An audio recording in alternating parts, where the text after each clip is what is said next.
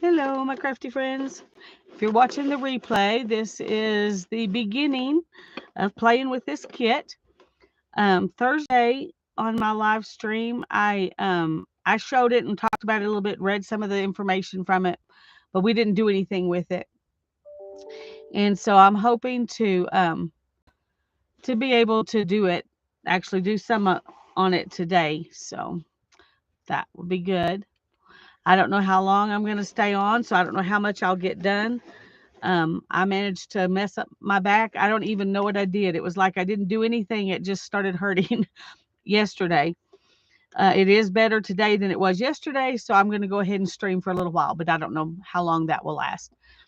Um, I am grateful it's better and I can stream it all. So there we go. We'll be good about that. Hi, Mina. Good to see you, sweetie. I'm glad you're here. I also wanted to tell you, in case you've been looking for this like I have for a long time, this unbleached um, parchment paper. I finally found it at Walmart. I hadn't seen it there. I've looked for it before, but I hadn't seen it. But today, when I was there getting some sandwich baggies, I noticed it was there.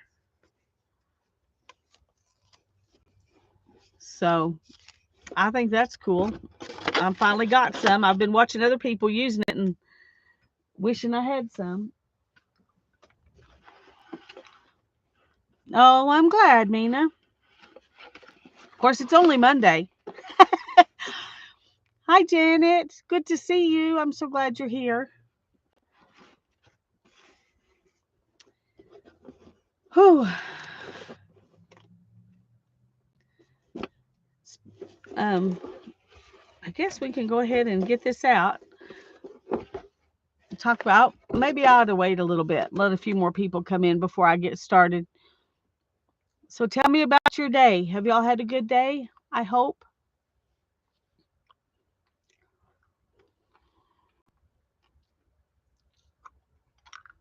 Okay, Janet, thanks.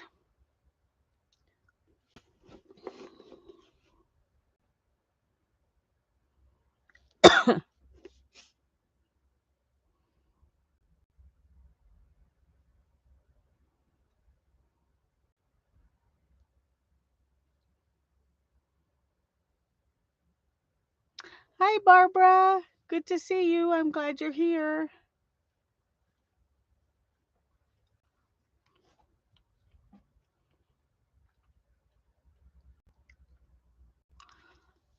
Hi, Letitia. Hi, Julie. I'm glad y'all are here. We're going to see what I can do with this. Um, I don't know if I have enough oomph or if those powder, those pigment things will grind up real easy. We don't know. We'll find out together. But I thought this would be a fun thing to play with. And Thursday, y'all said you wanted me to do it live and not on a video. So this is probably just going to be part one. Hi, Brittany. Because like I said earlier, and y'all, there weren't very many of you here, but I've I'm hurt my back yesterday, and it's better today, but it's still bothering me. So if it starts getting worse, I'm going to just get off because because it was pretty bad yesterday, and I don't want it to get back to that place. So um, anyway, it's we're gonna play with this. Get rid of that, and here's some paper we can use because we can't throw anything away. And here's the packing material, these wood chips that we're going to keep and use for something because we can't throw anything away. Thank you, Julie. I appreciate it. And I thought what we're going to do today is just start with trying to see if we can make some of these um, things into powder and to mix up into paint. I do need to put something down, though. Hi, Sherry. So good to see you.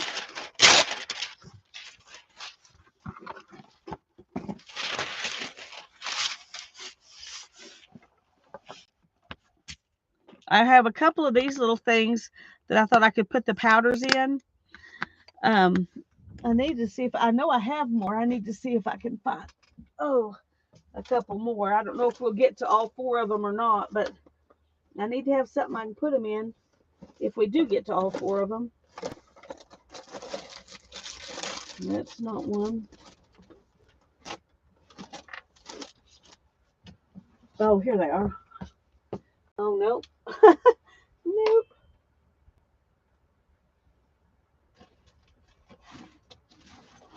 There's one. There's another one. Yay. If I can reach it without causing an avalanche. Okay. I have 4. So if we can get to them, we can do all 4 colors.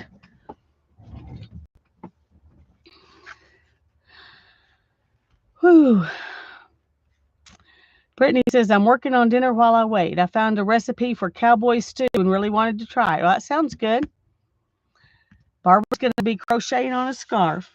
Some of you weren't here when I showed this before, so I'm going to show it again. I've seen a lot of people with unbleached parchment paper, but I've never seen it any place that I shop until today. I found it at Walmart. It's Reynolds brand.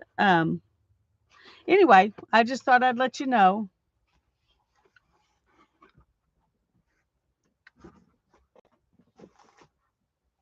And this is going to be our mortar.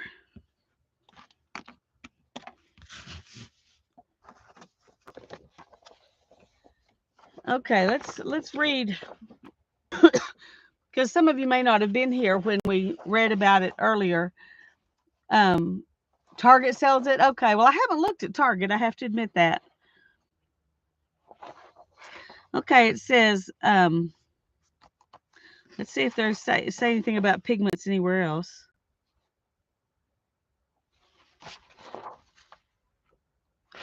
Okay, pigments, tools, and techniques.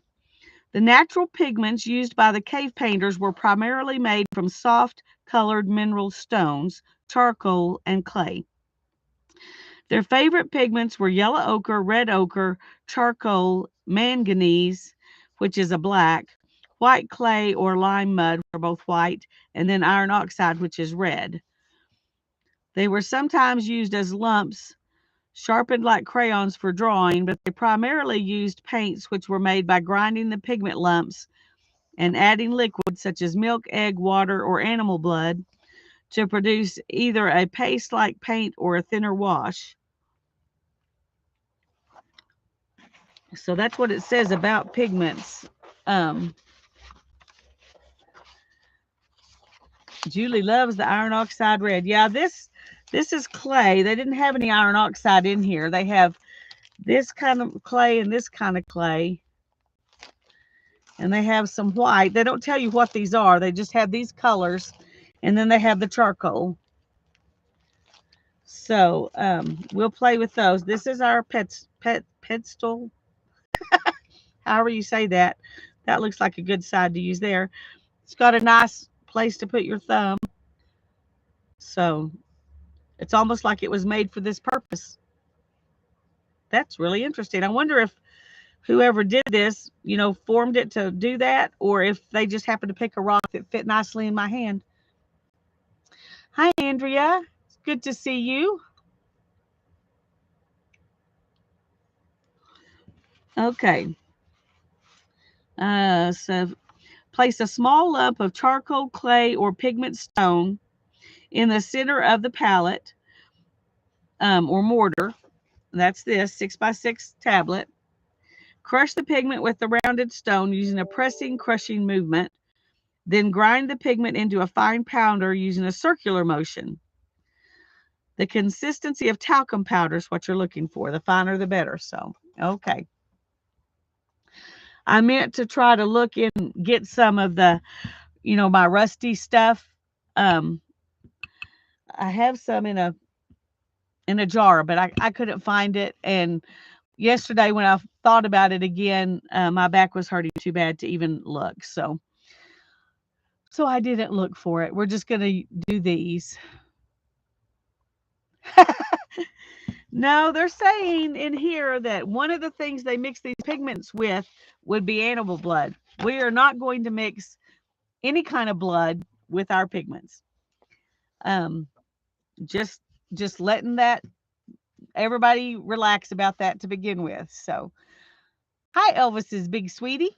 I think I am supposed to know your name. Let me look. Let me look. Nope. I think I remember we were just you said I could just call you Elvis. Anyway, I'm glad to see you. I'm glad you're here. Hi Beth. I'm glad you're here.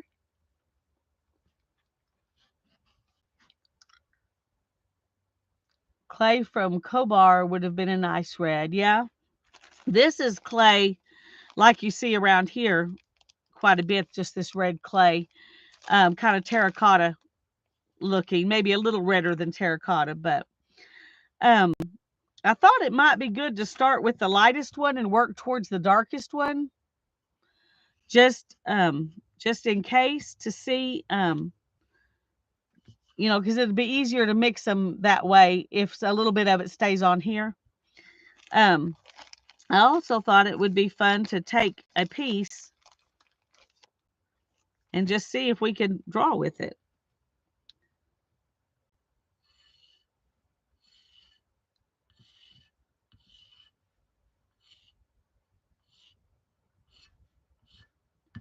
So you could just draw with it. That won't stay put though. Um, I think this is just chalk. Let me check again. Well, it doesn't say. It doesn't say it's chalk, but that's what it feels like. So we're gonna bet that it's probably chalk. Um, but it said to get the little bitty pieces. So, um, well, let's just start from this, so we'll know what it's like to do that. It's got some finer stuff in there, but um, while we're thinking about it, let's just see.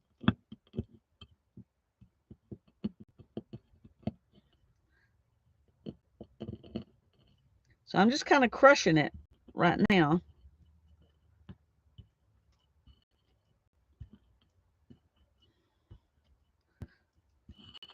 And then rubbing it. That sound might be irritating. I hadn't thought about that. I don't think you need a hammer, Barbara, at least not for the white one. I'm amazed at how quickly it powdered up. Of course, if it's chalk, that makes sense, but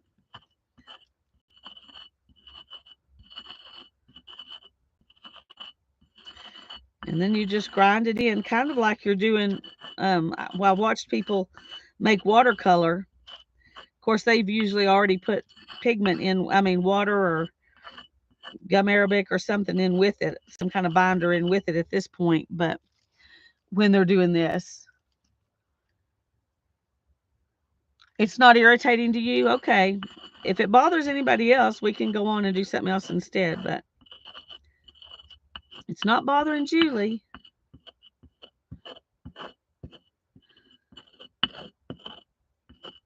Well, you can see when it splashes out over here, there's still some pieces that are not really, really fine, but it got fine really fast. I didn't expect it to be this easy.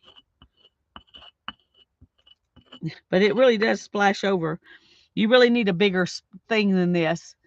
And that was a tiny little piece, you know. It's a good ASMR sound. Okay, well, good.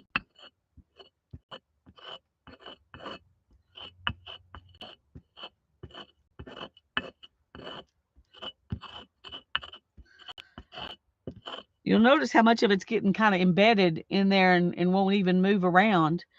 Um,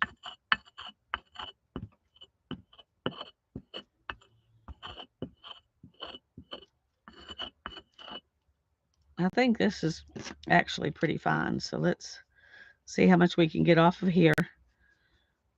This is a pretty stiff stenciling brush, so I thought it might do a good job of taking the pigment off the stone. I'm just going to put it onto this paper, and then we're going to pour it in one of these little pots. Um,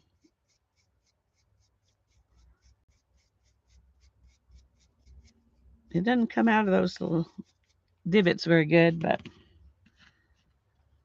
hi Brenda, I'm glad you're here.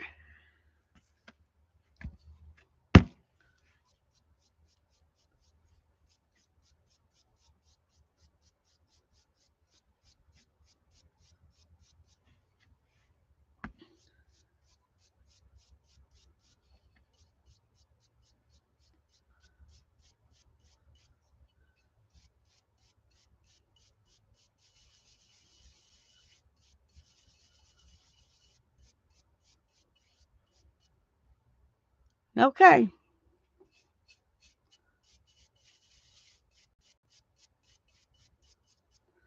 Okay, what I'm getting off now is just kind of floating in the air. It's not going down here, and I don't want to breathe that, so we're gonna stop right there. Okay.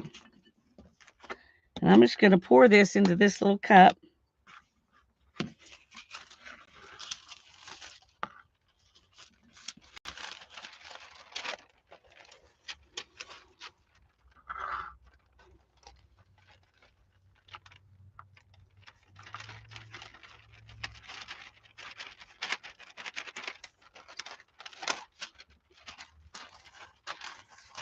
Okay, so from that little piece we got, oh, my computer's doing the focus issue thing again. Let's put something out here to give it something to focus on. That's kind of big. All right, let's do this. Let's move this out of the way.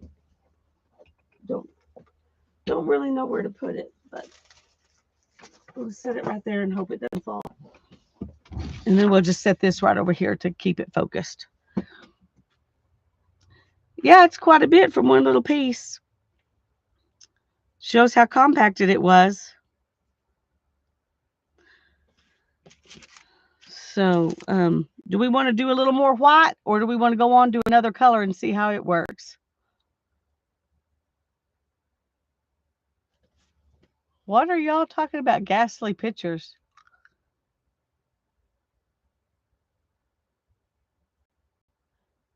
Oh, Beth, you're so funny. Cavemen became blood brothers because they were mixing pigment. Okay. I have talked to Tanya today. I talked to her this morning, and they are in, well, when I talked to them this morning, they were in Arizona, but they were getting close to New Mexico. And they're on their way back to Alabama to the RV place because they got a crack in their windshield. So a rock flew up and put a divot in their windshield, and then it cracked. And it's so far it's cracked to like 2 feet. And they didn't want to let it have a chance to get water in it and leak. So they're started home. But they're going to stop in Alabama and stay till they can get that fixed, however long that is. So.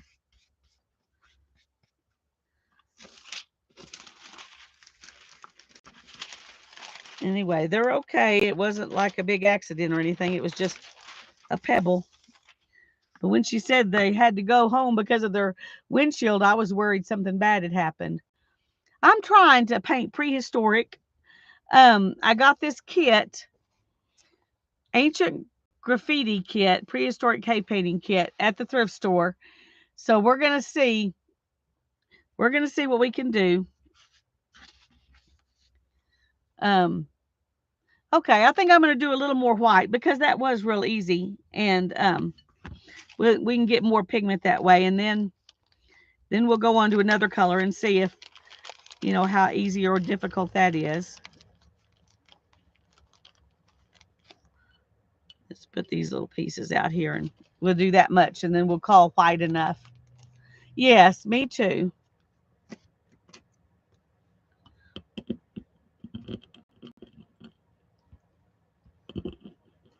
And if you just kind of press and do this motion,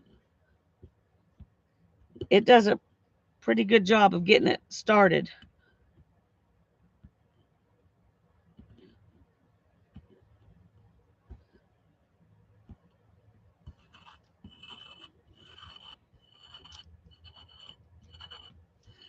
And then we start the round motion of grinding it up into talcum powder. That's what we're trying to make here. Chalk powder. I guess I'm assuming this is chalk. Chalk stone.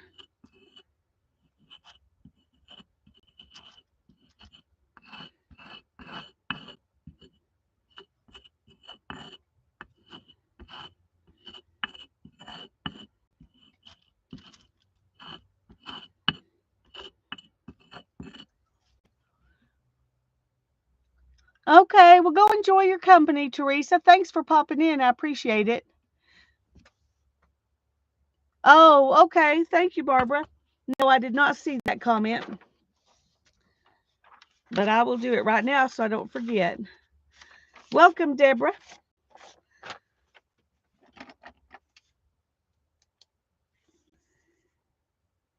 Oh, that one's got too big a point on it. It's going to end up not being very readable. I'm losing everything. Okay.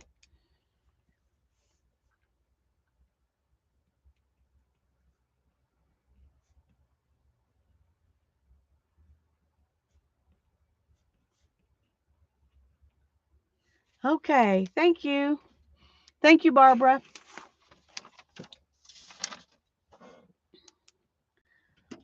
Okay.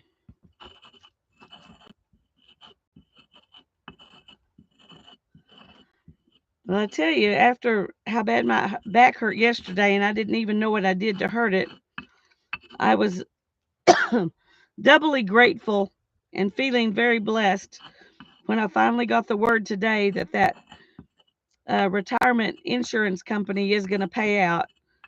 They've taken so long to make the decision. I was beginning to worry that they weren't going to, and I was going to have to start looking for a job. I'm very, very grateful because I know Darren would not want me hurting my back trying to work if I didn't have to. So I'm grateful I'm not going to have to. I may try to do something a little part-time to just make a little extra money, but unless prices just keep going up crazy like they are at the moment, I should be okay. And that was a blessing to hear when my back was really hurting. I was really worrying that what kind of job could I find that I could do that wouldn't mess with my back. So I just want to thank you all for your prayers because I know you've been praying for me. And this was definitely an answer to prayer.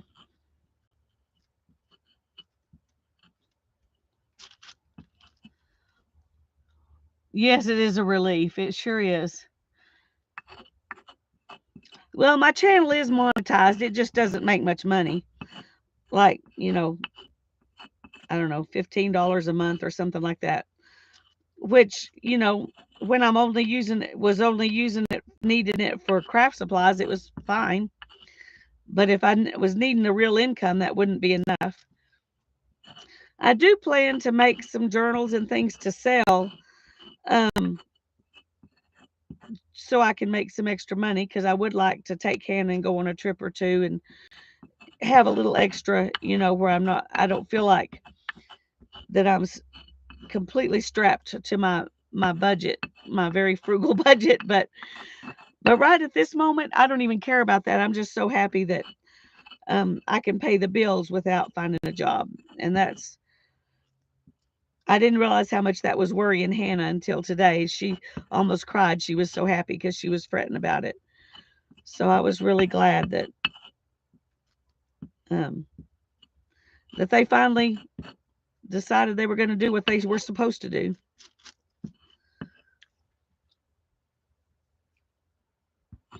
Thanks, Andrea.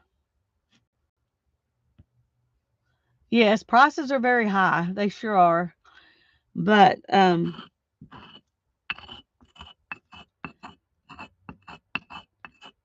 you know, we're going to be just fine. And I'm just so grateful. Um very, very grateful.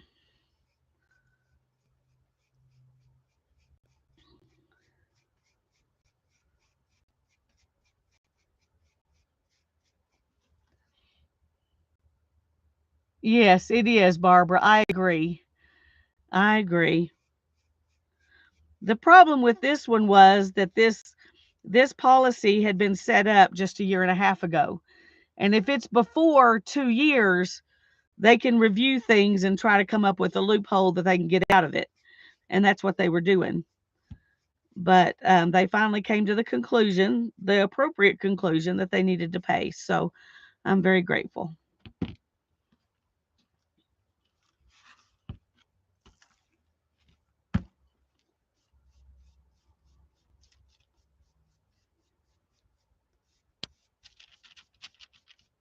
Anyway, I know a lot of you were worrying about me and praying for me about that. And so I just wanted to let you know so you don't have to fret anymore. They're going to actually start paying this month. So um,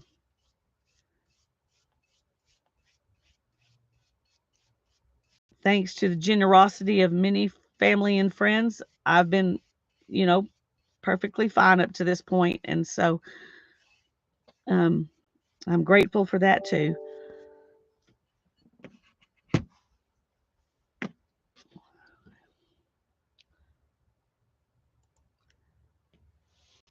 Oh, Brittany, honey, you're so sweet. You're so sweet. You didn't have to do that, but I do appreciate it very much. I'll even give you a little happy dance. A happy dance. A Brittany, Brittany, happy dance. Thank you, sweetheart. Yoo-hoo. Love you, honey. Thank you.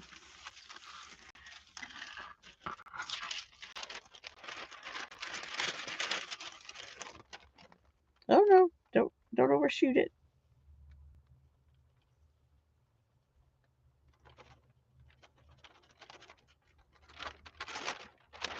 Uh-oh. Uh-oh. Got a little bit of a mess there. You love the happy dance. Okay, good.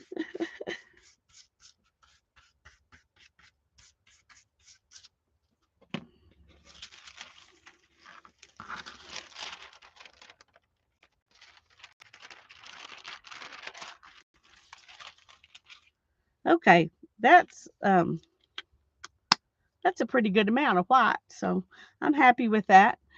I think we can move on.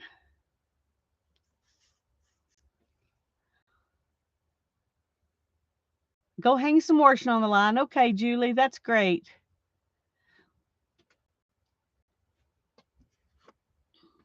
Okay, what's the next color? This is the next color. And they said yellow ochre was one of the main colors that they used. I don't know if this is yellow ochre, but it is a kind of a tan color. Um, I think I'm just going to start with 2 and we can do 2 more if we decide we want to.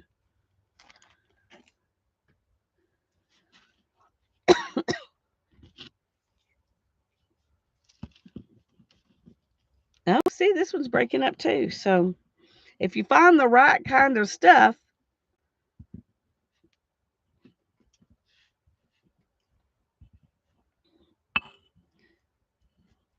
we're about 30 miles from Paladura Canyon, which is a canyon. It's much, much smaller than the Grand Canyon, but it actually has even more colors and more striations in it than the Grand Canyon, even though it's not nearly as deep.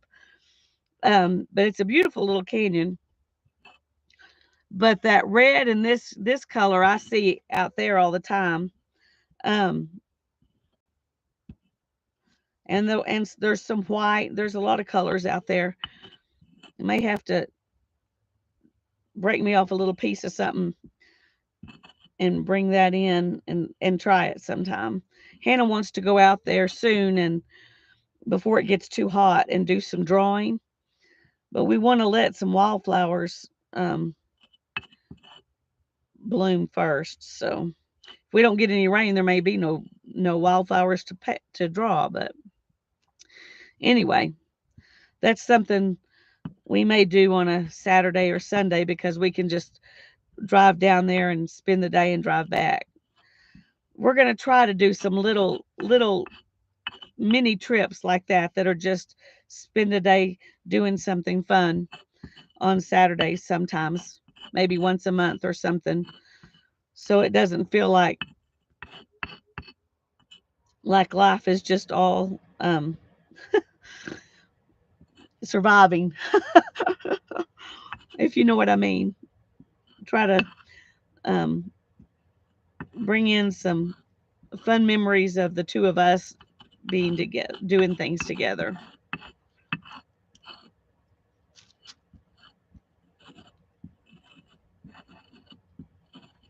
And those kinds of little trips that are close by are, inexpensive to do.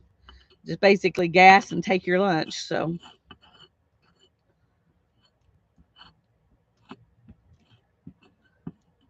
I'll try to take some pictures and post them in the group when we do that. Tanya, when they were here, we went to Powder Canyon when they were here, and she posted some pictures or video, I think, of it. But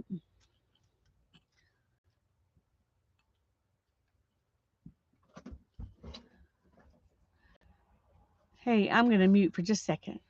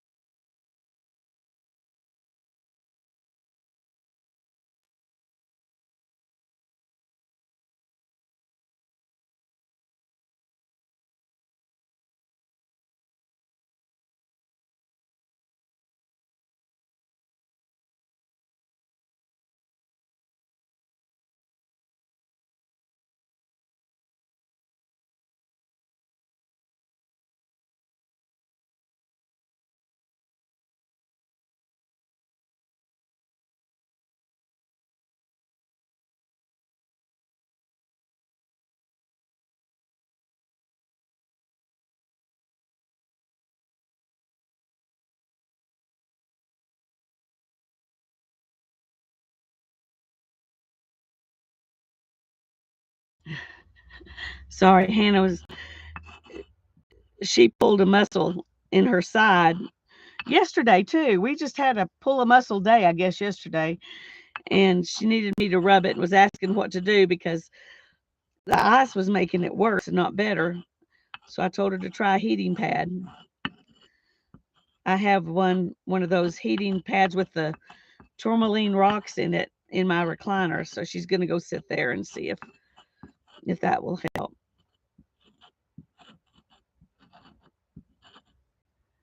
Hi, Barbara. It's good to see you. We need adult supervision. Well, we don't have any. It's just us. And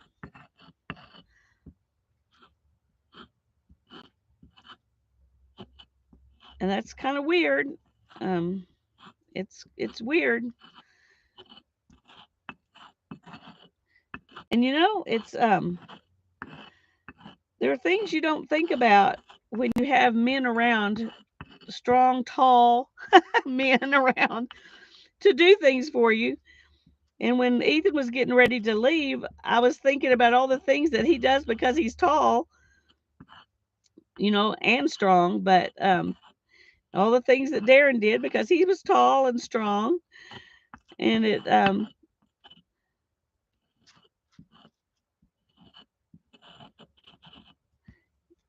so I bought us a really good um, step stool that has really good handles and bars so that when you climb up on it, you have something to hold on to so that we can do the, changing out the filter in the heating system and those kinds of things that neither one of us have ever had to do.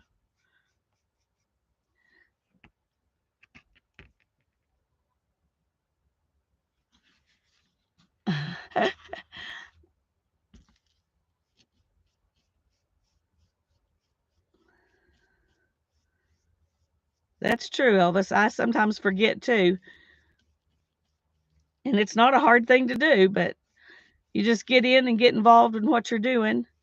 I know some people get in and when they first get there, they just do that before they start chatting, and that reminds them to do it. But I don't think that far ahead, I guess. I always manage to do it before I leave, but but not when I first get there, generally.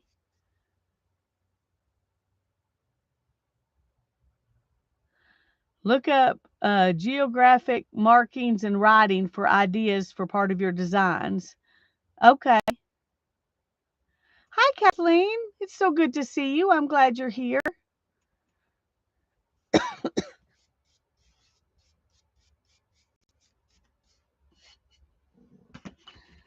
Okay, let's open another one of these and put this color in it.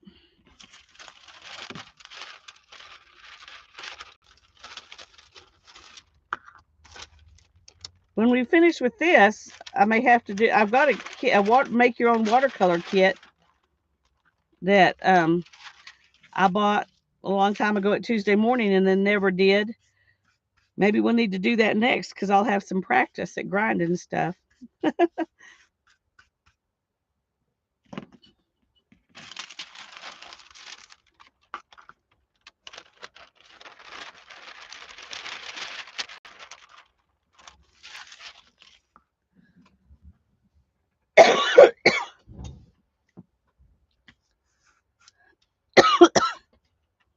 Yeah, that's Julie. You may have been one of the ones who was telling me that you do that.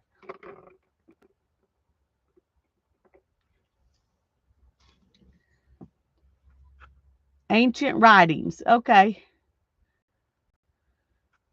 Okay, I think I'm going to go ahead and do another batch of that so I'll have about as much as the white.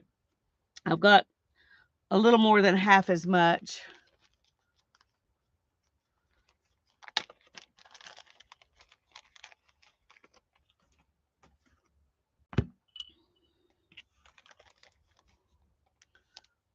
When I saw this, I thought, well, that's not going to make much paint. It will probably make more paint than I want to mess with, to be quite honest, unless I just fall in love with this kind of paint and want to use it, in an art journal or something, which you could do. You wouldn't have to use it on a clay, a clay stone thing.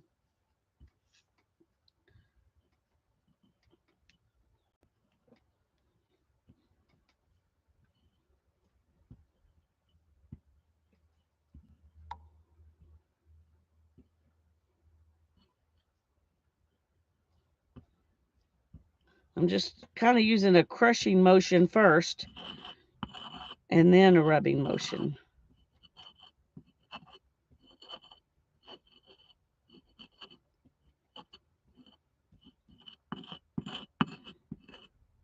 And I don't know if I've got this really fine enough or not.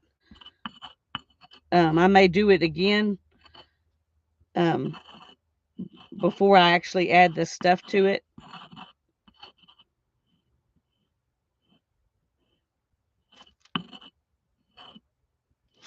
It's hard to tell because it packs. Um, Even when it's crushed, it kind of packs. I don't know if you can see that. See right in there? It's kind of packing down and I have to move it. Hi, Linda. It's so good to see you. I'm glad you're here. We're crushing stones to make cave painting ink. I mean, pigment, paint. Paint, yeah. We're making pigment to make paint out of stones.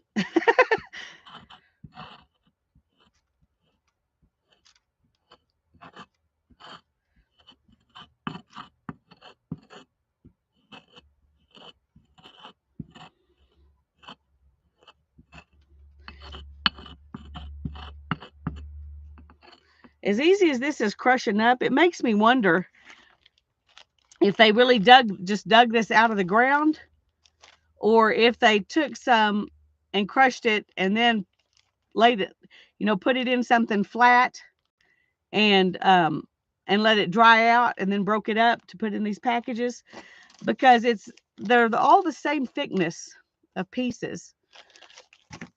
You know, they might have been trying to make it easier for you by pre-doing it. I don't know.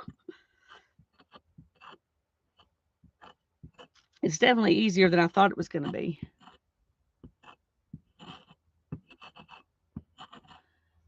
Well, that's what I'm doing.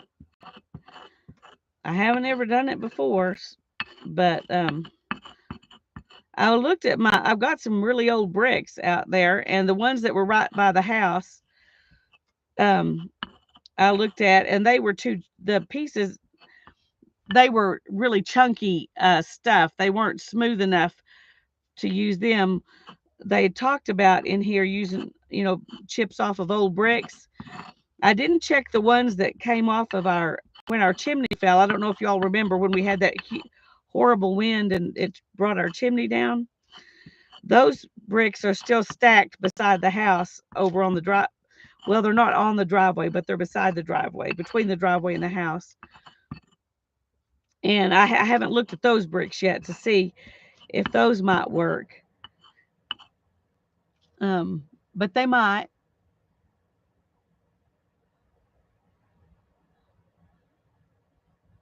Beth's putting in all kinds of symbols that we could use if we want to.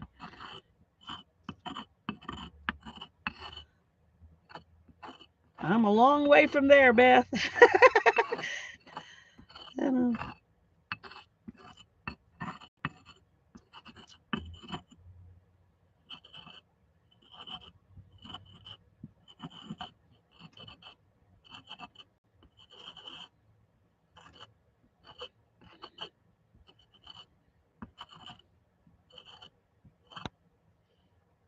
It really feels like once you get to a certain point, it's done. You know, it's just as fine as it's going to get.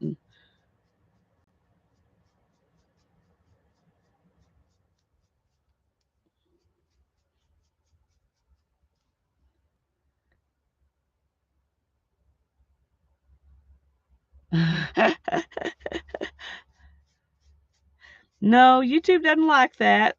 They make you go in and let her, you know, let the comment. You have to personally let her comment. I guess that's some thing that some people have done that was bad or something. I don't know why it's a big issue, but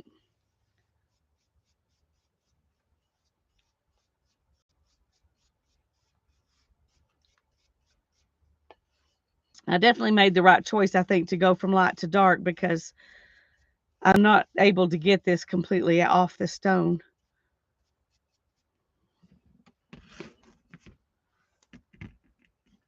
No, you didn't get hacked.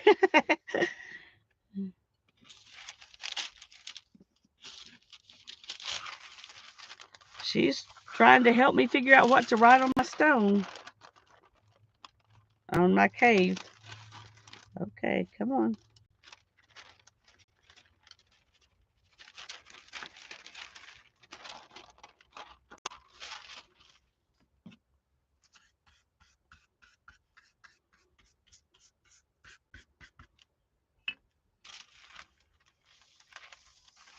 Just trying to give ideas. Yep. I appreciate the help. I'll go back and look at them later. Okay. So there's this color. So this is what we have so far.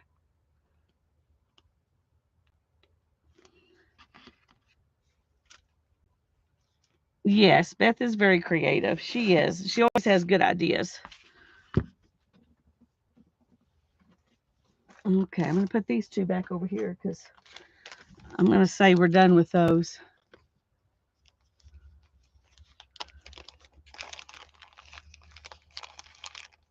These are a little bit flatter than the other ones.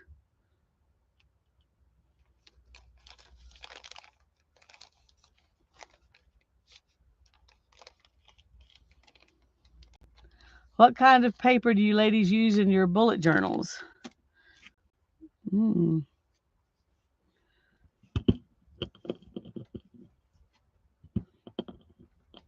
I'm assuming when you ask that, you're talking about ones that people make for themselves.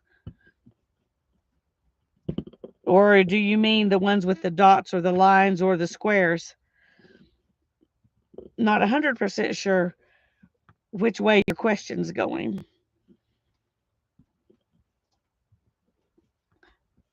I haven't done much bullet journaling, but I like the dots better because they don't show up as much, but they're just enough that they can keep you going straight, or you can draw lines with them without and make your lines straight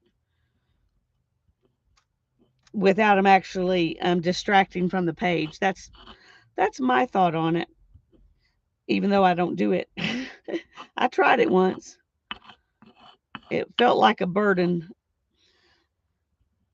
When we were homeschooling, the kids were little, and I planned out our days. I mean, I planned every little thing, and they didn't always go to plan, and it was always frustrating when I had this beautiful plan and it didn't work.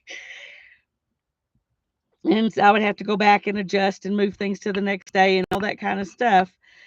And that doesn't just happen in homeschooling, that just happens in life. You don't always get everything done that you want to do. And when I was homeschooling, I went ahead and did it because I needed a plan. When the kids got to high school age, I started doing it on the computer, and I could adjust it pretty easy and move things to the next day and all of that. And my plan stayed looking nice. And so I liked that. But after I quit doing planners, after I guess 15 years of planning, homeschool stuff, I just don't do planners anymore. I use Post-it notes on my computer to remind me what I need to do when.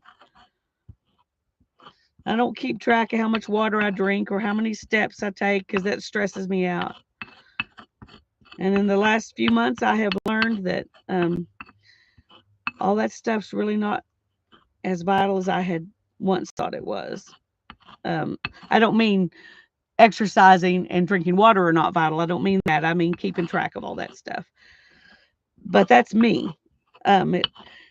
It may help other people be motivated to keep track. All it does is make me disappointed in myself when I don't measure up to what I had planned. So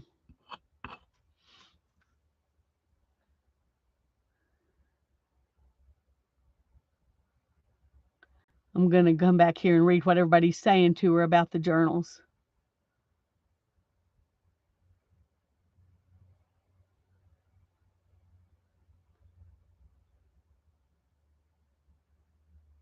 Oh, Barbara's has a dozen different kinds of papers. That's really cool.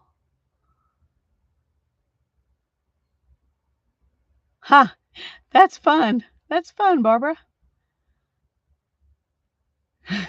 Andrew's not planning to shoot anyone, so she's not going to use that kind of paper.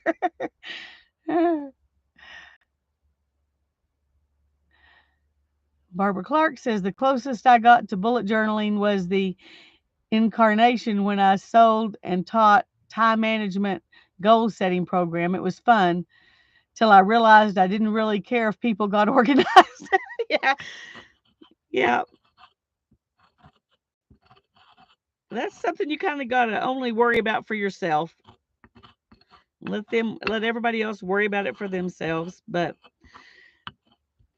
I still love to watch people who do bullet journaling, especially the ones who do a lot of art journaling with it.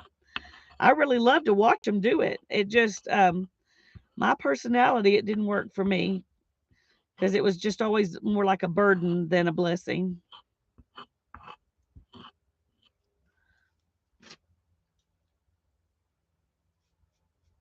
Hey, Sherry. I don't know if I said hi to you before or not. I can't remember, but I'm glad you're here. You want to know what's funny? I'm beginning to think that they just took talcum powder and colored it and then made pieces out of it because all of this stuff smells like talcum powder. It really does. It's like, this is fake. This is not real. I guess it's just an experience thing. I may definitely have to get some a piece of brick and see. Go see if I can find some little pieces of brick, and I probably can. And then go to Powder Canyon and get some real clay dirt and see how that works. Because I don't think real clay dirt smells like talcum powder. I may be wrong, but this stuff really does. When you grind it up, that's what it smells like. So I think they kind of are.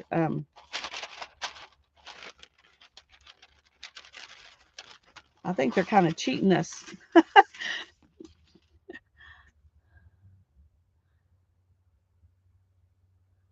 Barbara says, for my art journaling right now, I'm using Delusions dialogue books, traveler's notebook size. I have one with dots, one plain, and one black. So I work wherever I feel like working. That's a great idea. Kind of like any journal that you make. You just work in it wherever you want to. At least most people do. Some people definitely like to start at the front and go to the back. But hi, Janice. Yes, I agree with you, Janice. Real clay smells like earth. This does not. This smells like talcum powder. So I think that they are kind of cheating for us, trying to make it easier. I think that's what it is. It's an experiential thing. It's not a authentic thing. And I guess that's okay, but I would like to try something that's more authentic. That's what I thought this was, you know? They don't have anything where they tell you what the pieces are made out of. They just tell you some things you can use. Let me find that and read that to you where they tell you things you can use. Is that in here? Okay, let's see. Okay, it says the materials and tools in this kit are just to get you started. It's fun to find your own pigment stones to grind. Any small colored stones that you can scratch the surface of with your thumbnail are suitable. And the variety of color is endless. Pieces of soft brick can be found even in the city to make wonderful reds and pinks. Clay comes in many colors, including pure white, gray, yellow, red, and brown. Clay can be used wet or dried out and ground into powder. Charcoal from a fireplace or campfire is the easiest source of black. Commercial briquettes contain nasty chemicals, so try to find real charcoal. I agree with that. Do not use those nasty briquettes. I wouldn't even use them to cook my food. Just saying. Now I lost my place because I was preaching. Sorry. Says you can paint in miniature on pebbles or large flat stones or paving stones or quarry tiles or variety, or you can buy at building supply stores. You can even paint with it on bark and paper and driftwood. So that's kind of what they're saying about the finding your own pigments.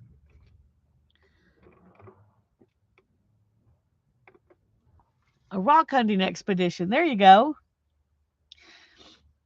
We have rocks. We have boxes of rocks in our house that Hannah picked up at different places that we've gone because she was a rock hound when she was little. And I bet some of those would work, but they're in the basement and I'm not going to go down those stairs to try to find them. I don't go down there unless I have to. But somewhere in the house we have a bunch of rocks.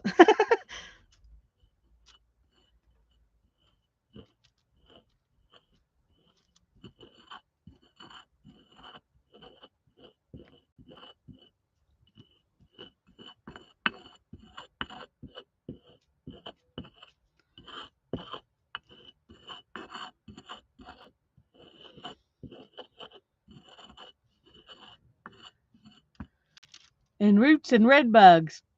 Yeah, and I haven't ever thought about making paint from cochineal, but I've dyed wool with it. It wasn't mine. We had a dye day with our guild, and one of the other ladies brought some cochineal that she had already she bought already ground into a powder. So we didn't grind it, but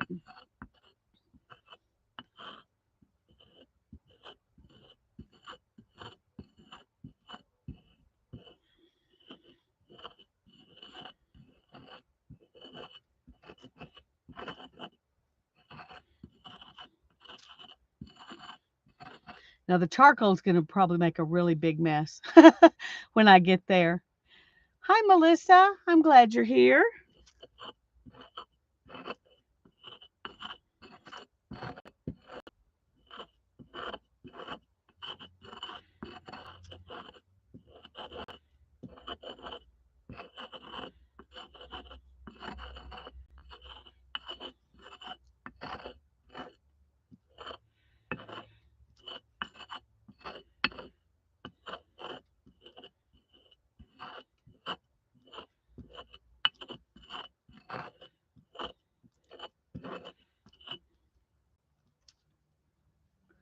Google has how to make natural pigments from rocks. It might be worth looking up. Yeah, I bet that would be good.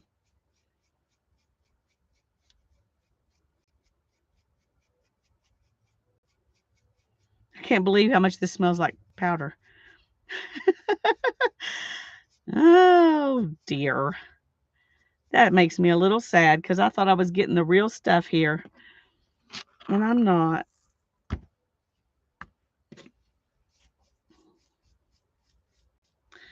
But that shows why it's so easy to grind up.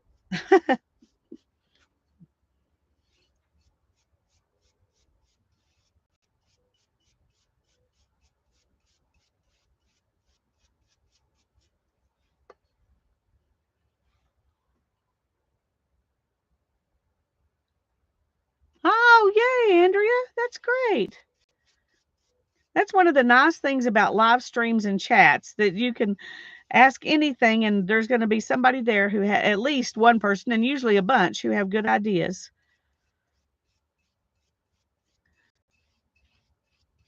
Being with people, even all over the world, but still in real time, and the ability to talk to each other, that is one of the blessings of the internet.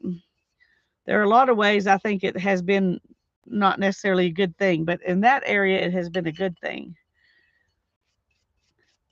Because just think, none of us would know each other if we didn't have YouTube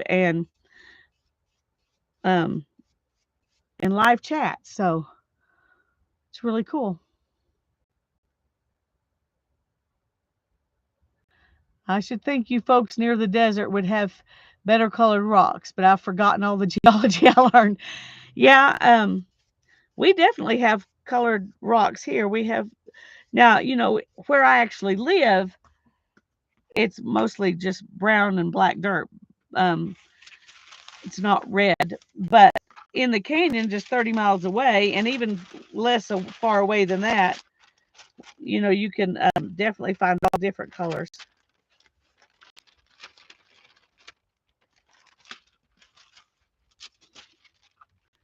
Okay, let's see.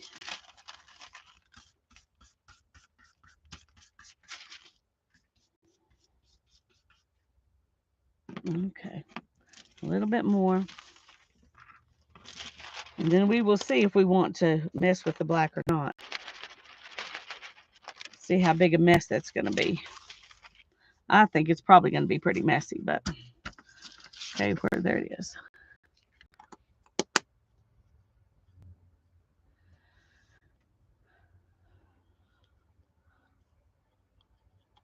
You're going to see if it keeps you on track. I hope it does, Andrea. I hope you enjoy it. I enjoy getting those kinds of things ready, but I get very frustrated when it doesn't work out and I have to scratch something out or move it. That frustrates me. So I hope you enjoy it more than I did. Barbara says, Andrea, those little books I make to use with Tanya's Sunday little book pages. I make those books out of the centerfold pages I've removed from my newest journal. I take some 14 doubled pages out of each centerfold of the journal to keep it from getting too fat. Those extra pieces are exactly the size for the 6x9 envelope journals. Jelly print both sides and we're off. Yeah. Okay. Now we're going to try the charcoal. And hi, Dana. We're making some pigments. These are the ones we've done so far. We've ground them up. Now we're going to grind charcoal. At least we know this is real. You can tell by feeling of it that it's real.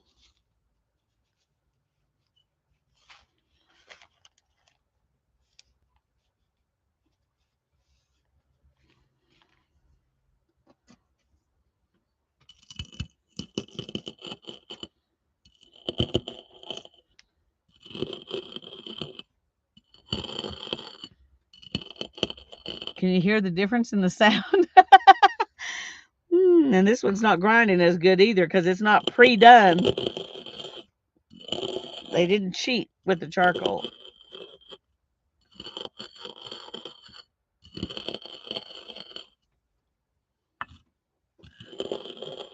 It's a cruncher. Yes, it is. Yes, it is.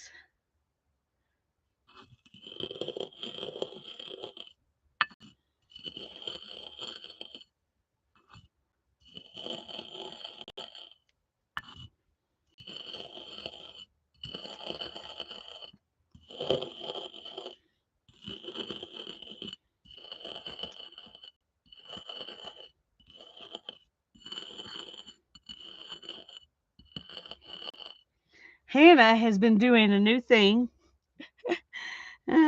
She's so much like her mom. She has to try all the things. But she's been um, collecting soot to make ink. And what you do is you take a candle and then you put a spoon or something over the top of it so that the soot will build up on it, and then you scrape it off and then you make ink with it. She's got a recipe. So she's collecting soot to make some black ink. So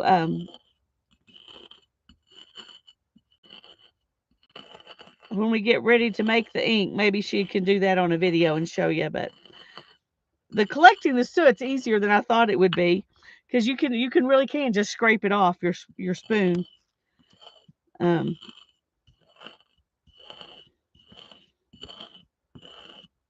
But this reminded me of that. Okay, there's a lot of gray in this,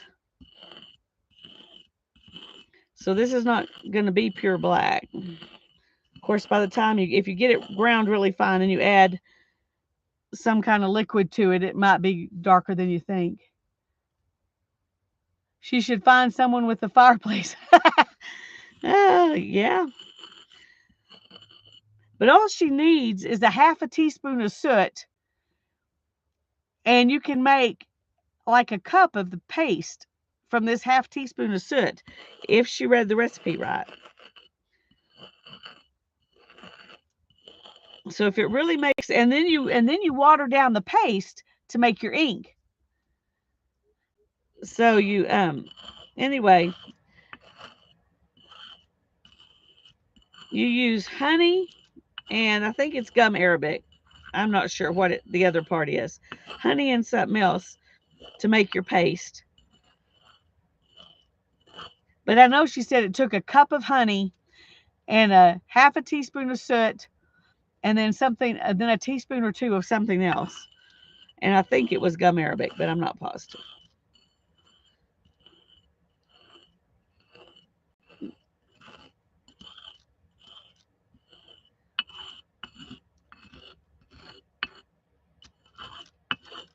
But we got to try all the things, you know.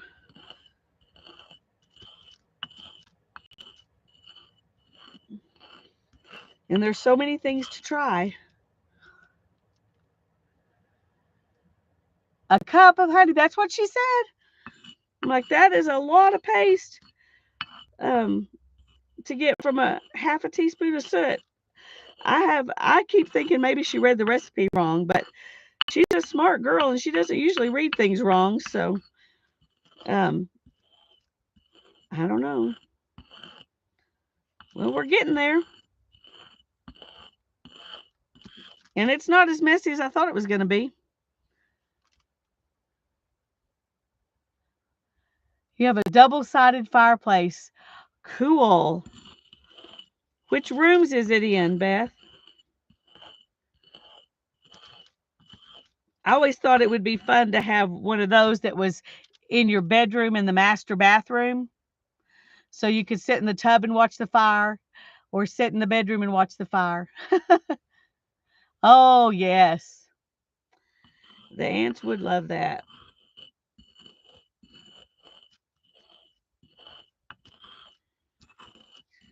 Anyway, we went to the store and bought the cheapest honey we could find.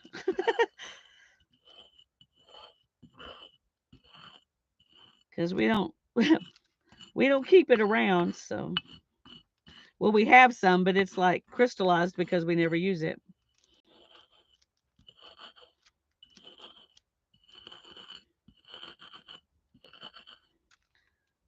This is getting really, really fine, but it still sounds crunchy, so I'm going to keep going.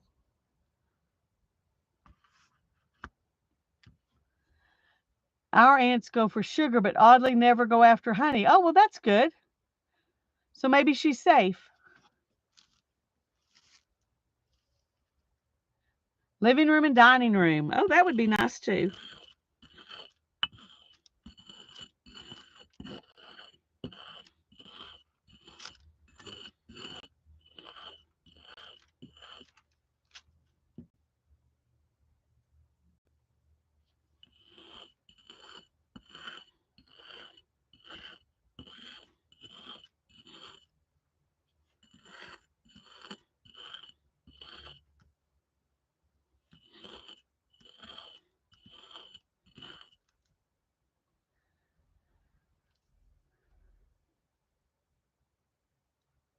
Unless you want to do something like send out 3 letters a week about something, then give yourself a gold star every time you do.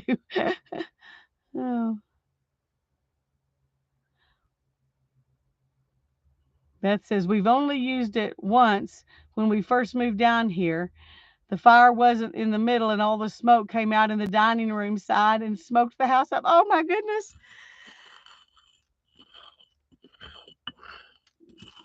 Okay, maybe I'm not jealous anymore.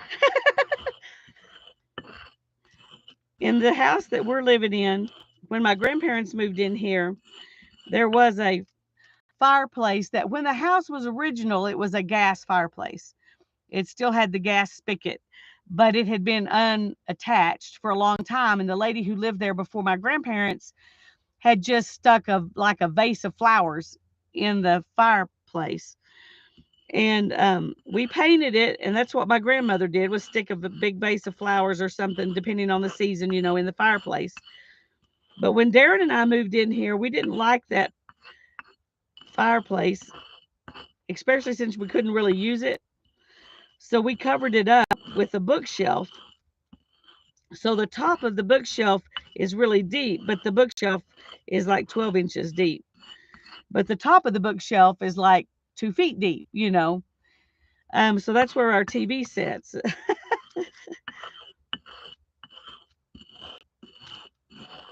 But I would rather not have a fireplace if it's not going to work. so so we got rid of it. And then when our chimney fell off, I was kind of grateful that we had just covered it up. So we just had the roof put on top. I mean, they just filled in the roof, like there was no chimney.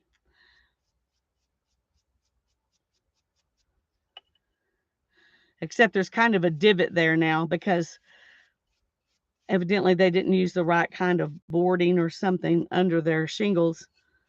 And so now we've got this kind of divot in the roof, which is not good because if we ever got a really bad snow that stayed, that could be bad. But so far we haven't had to worry about that. Okay. Oh, there's some that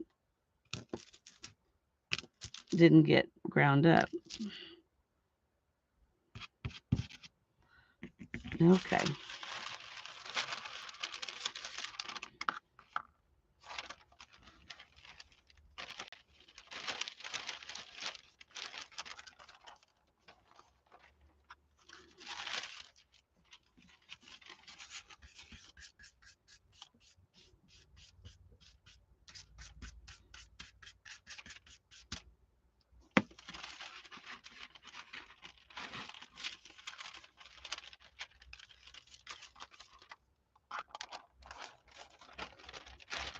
Well, it definitely gets cold enough here to have a fireplace, and a lot of people in our neighborhood do, and we can smell their fireplace.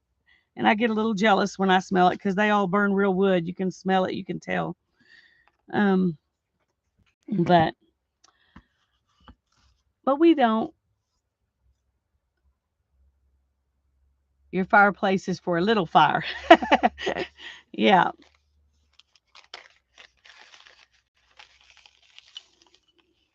Oh, there's a big piece. I don't think I really want to try to crunch that up, so I'm going to put some smaller stuff out here and put that back in here.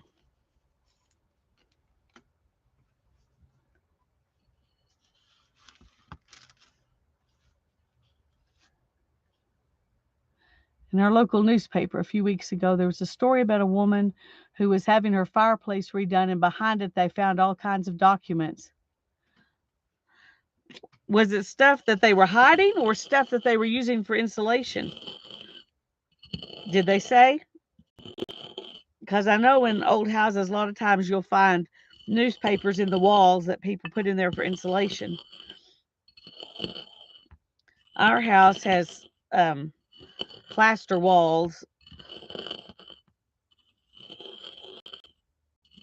with with paneling over them because plaster was cracking, and whoever lived there before my grandmother put paneling all over the place so they didn't have to fix the walls. And when my grandparents moved in, they were kind of scared to take the paneling down and find out what condition the walls were in, so they didn't. And we didn't either. So we still have painted paneling. Now we have painted paneling in our house because it was dark brown and we didn't want dark brown. So, but our house was built in 1926, and so it's um,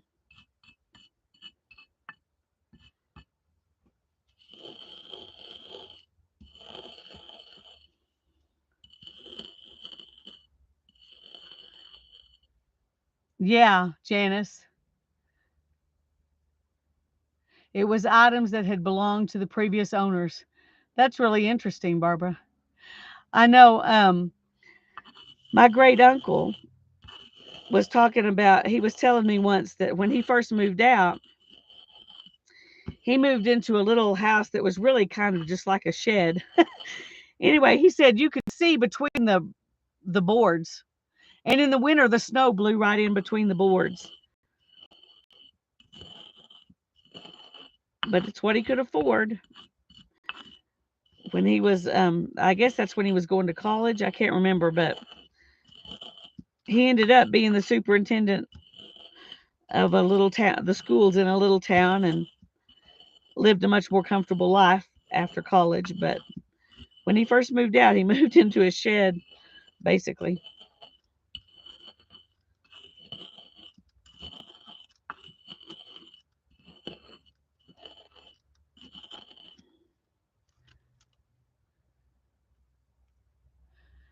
When we bought this house 20 some years ago, it had a wood insert in the fireplace.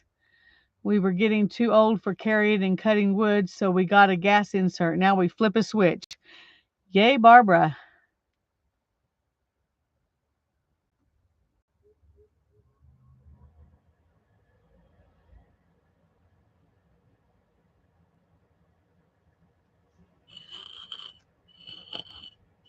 I missed something about a show, but that's all right. I don't have to know everything y'all are saying, thankfully. Because I wouldn't be able to do anything. I just have to sit and read chat all the time if I had to know everything.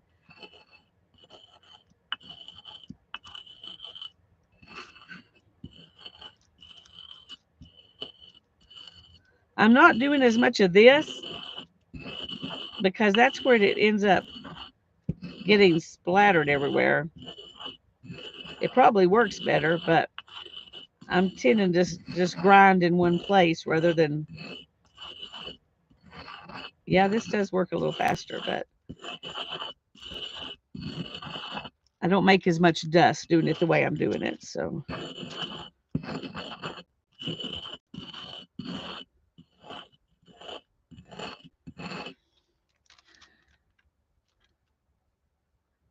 the charcoal makes very atmospheric puffs of dust. Yes, there we go.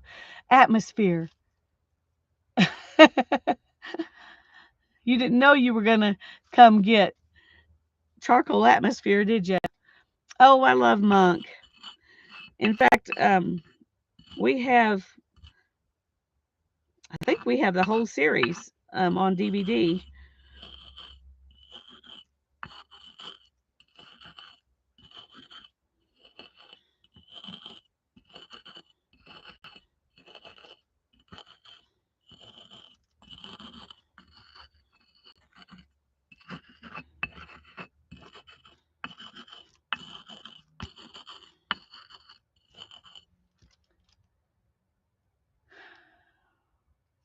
Did I say hi, Lori? Or did I just respond to your saying you like Monk? Yeah. Well, when you have kids on the autism spectrum, you appreciate Monk a whole lot more than you do when you don't.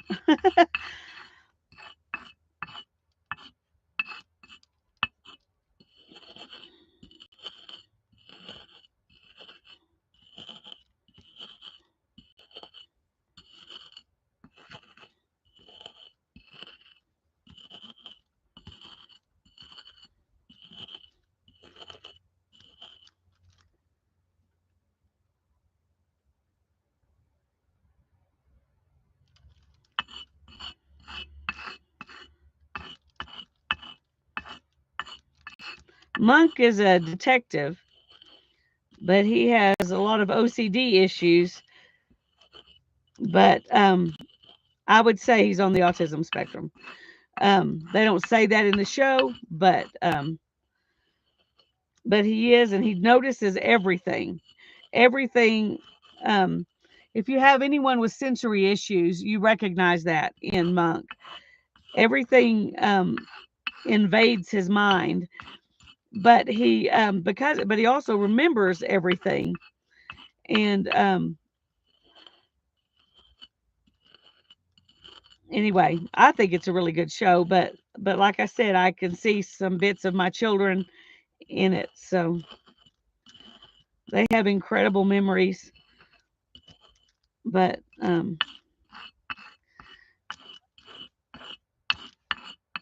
you might think it couldn't possibly be, based on reality, but when you know someone who has some of those things, you can see how it could be.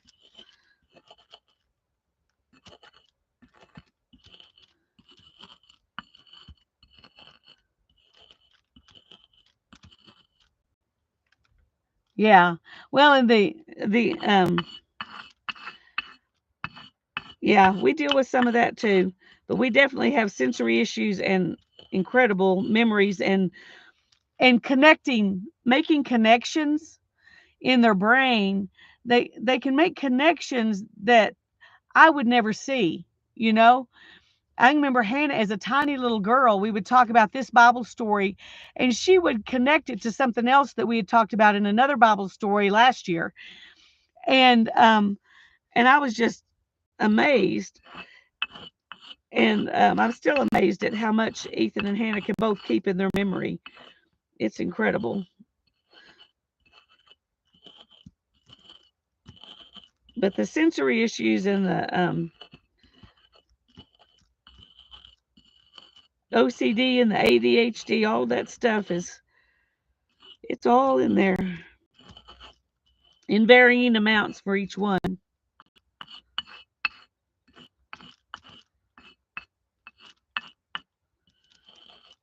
Okay, this is all the black we're going to do.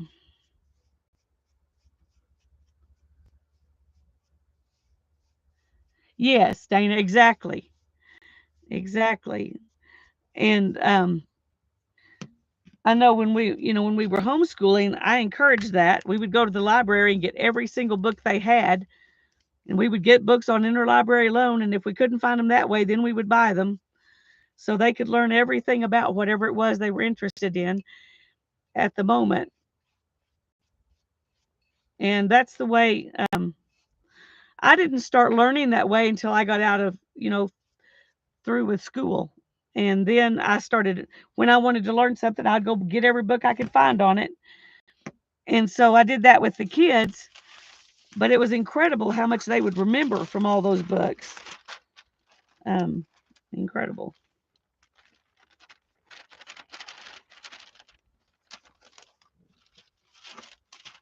Okay, let's see if we can get some.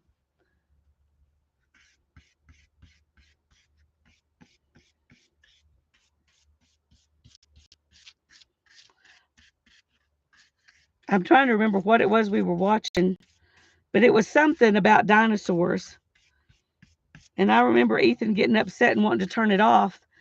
And I said, "What's wrong?" And he said, "They're just telling lies."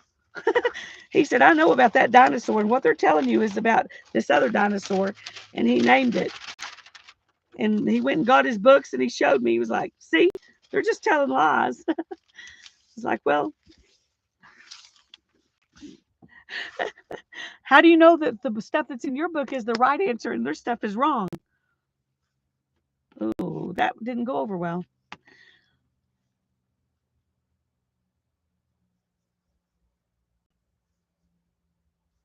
Yes, out of the box thinker. That's right. Okay. Well, I'm not going to do any more of the black because that really is making my hand hurt to do the black. It's a lot of work.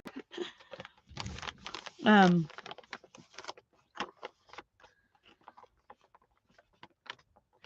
I'm trying to remember. There was a storybook. No, it was a story in a magazine. And I cannot remember what magazine it was, but it was an article in the magazine about a certain I think this was a whale. They had a picture of a humpback whale, but they called it a sperm whale. And there is like absolutely nothing about those two whales that's alike except that they're both whales and they're big. And oh, he was incensed. He made me call the magazine and tell him that that was a humpback whale. That was not a sperm whale. And he didn't want that magazine ever again because those people didn't even know what they were talking about. Uh, Sometimes it's hard to have kids who are so smart. Okay. Oh, I put that away, but I was going to go look at brick, see if I could find a little bit of brick. Okay. Well, I may have to get off here soon because my back is beginning to bother me. And since we've got all our pigments, this might be a good place to stop. But I'm going to go first and see if I can find some little pieces of that brick. And I'll be right back. If I don't find any, then that's fine. And if I do find some, then we'll have a different color. So I'll be 1 minute. Well, maybe 2 or 3, but I'll be quick as I can.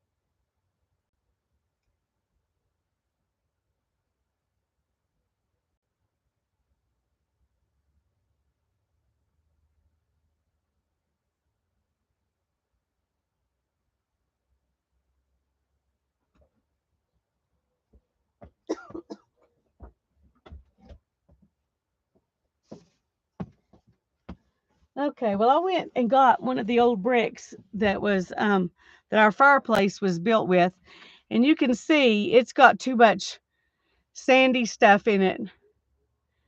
But when that tumbled off the house, you'd have thought, as old as those bricks were, that they would have just busted all up. But 99% of them, or 95% of them, are completely intact. The mortar is what fell apart. Anyway, this won't work because there's too much big stuff in it. So I'm not even going to try. I did throw it down and see if I could get a little piece to break off, but it wouldn't break. Well, there's a little piece. All right, let's see if we can, if I can get, I don't know if I can get any more off or not. That's it. That's all we got to work with. Let's see if it'll.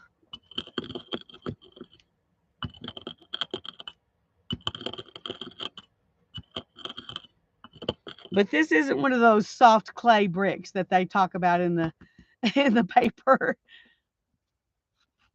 Yes, it is exhausting, Dana. It is exhausting. How old is your son?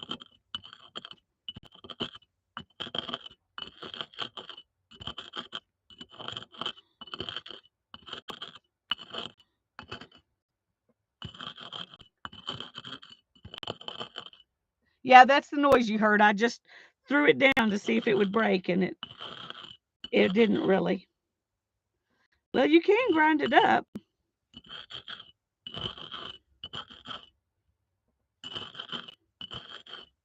but you see how it's marking up the. He's 18. Yeah.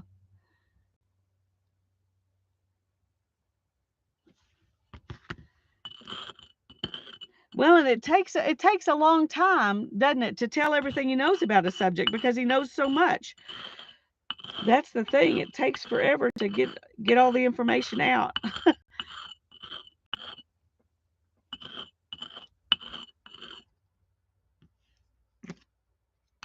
Yeah.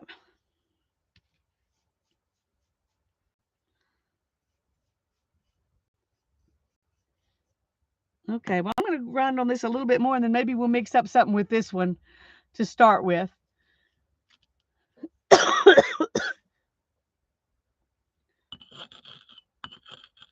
am. We're going to play with this just a little bit, and then I'm gonna go in because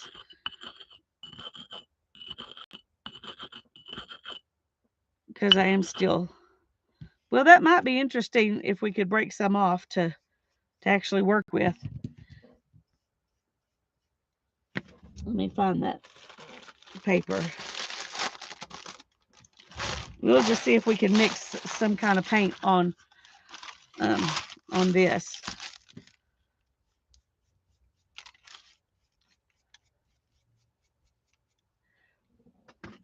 It's not very much, but it's a little bit. That's still.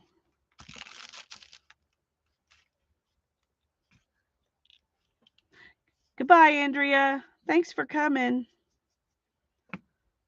Okay. Now I'm trying to decide what would be the best. Let's just use a little bit of water because that's easy, and I've got it right here. And then we can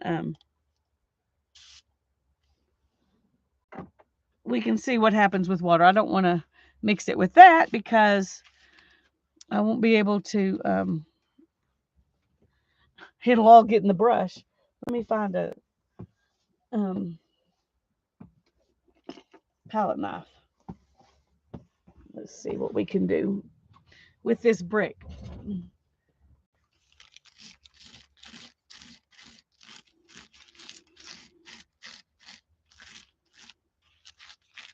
So it's tearing up my paper. And it is not it's not as fine as it looked once you add water to it. Bye bye, Melissa. Thanks for coming.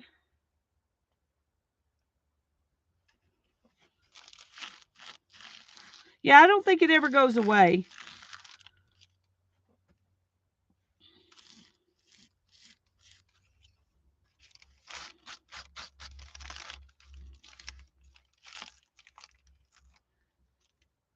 Okay, maybe I need a little bit more water. I should have put this on something besides parchment paper. Oh, it helps if you turn it the right way. I about squirted myself in the face.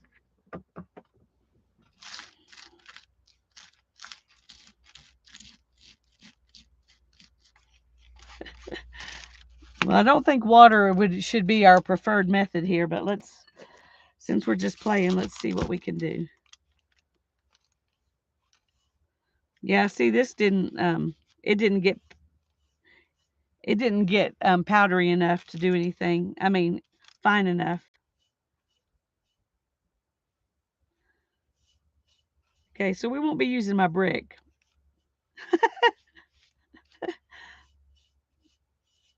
It doesn't even mix with the water at all. It just kind of floats in it, and then the water dries up and leaves it.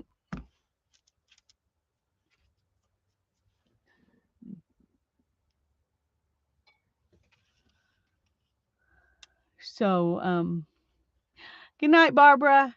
See you Thursday. I do plan to stream Thursday, Lord willing, and the creek don't rise. And maybe Thursday we can continue on with this. Hannah might come on with me Monday night and do some ink drawings.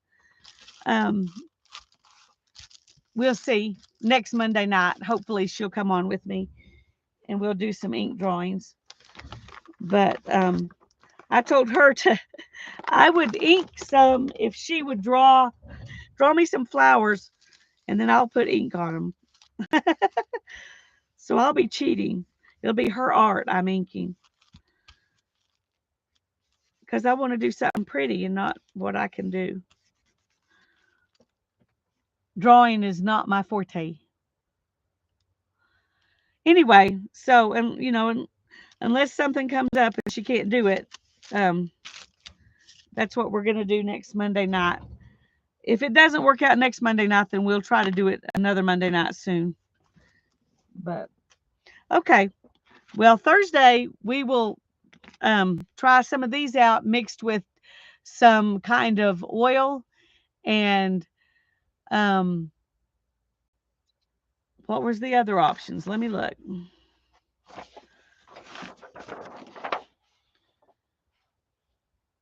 Egg yolk. We'll probably use some oil and egg yolk. Or I got heavy cream. We could use that too. I don't have milk, but it does say cream. So maybe we'll use oil, cream, and egg yolk, and we'll see what those do. That will be interesting. Hi, Sharon. I'm sorry, sweetie. I've got to get off because my back's bothering me. But I'm glad you're here. I'm just sorry you came in at the end. Yeah, some bricks, and it said soft bricks. This is definitely not a soft brick. And so I don't know that they've been making tempera paints with egg yolk for hundreds and probably thousands of years. So I don't think that it will smell. I don't know. When we played with this stuff when the kids were little, we played with tempera powder and egg yolk and oil and water, and I was thinking there was something else. I can't remember what the other one was, but we didn't, we threw them away, so we didn't keep any of it. So I don't know if it would smell, but probably you would mix it up and use it right then. Once it's dry, it's fine. And it's pretty permanent. That's why, if you get your car egged, you want to wash it immediately because it's hard to get off. Thank you, Brenda. I appreciate it. Anyway, thank you all for coming, and I'll see you Thursday, and we'll do a little bit more playing with this. Jamie says vinegar, egg yolk, and water. All those together, Jamie, or as 3 different things? Now I'm interested. Yes, egg yolk is one of the original glues.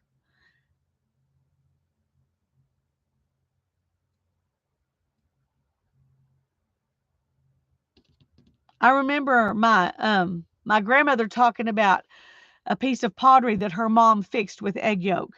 You couldn't put water in it anymore. They didn't use it like that, but they kept it because it was a family thing. And I remember thinking that was so weird that you could put a piece of pottery back together with egg yolk. But she said they kept it for years and years. And I don't know. She was wondering what happened to it. That's how we got to talking about it. But anyway, hey, Jamie hasn't come back to tell. Oh, there she is. Yes, your pigment, egg yolk, a touch of vinegar, then water till very smooth. Okay, let me write that down because we got a combo there. Vinegar, egg yolk, and water. Okay. We will definitely try that one because I do have vinegar and I do have water and egg yolk. So egg yolk, a touch of vinegar, and then water till smooth. Okay. That will be interesting. Jamie says, I just saw a Russian lady mixing her for her icon painting. Okay, well, cool. Well, thanks for chiming in. Yeah, white vinegar's, I mean, I have both kinds, but I do, um, I'm assuming she used white vinegar because apple cider vinegar is, good to use in food. Of course, I think my mom used to make a few pickles with white vinegar, but most of them we always made with apple cider vinegar. Oh, you've been lurking. Well, that's okay. No problems. God bless you all. Have a wonderful night. Thanks for joining me tonight. Um, I needed to see my friends. I'm happy that y'all came to visit me. Love you all. Bye bye.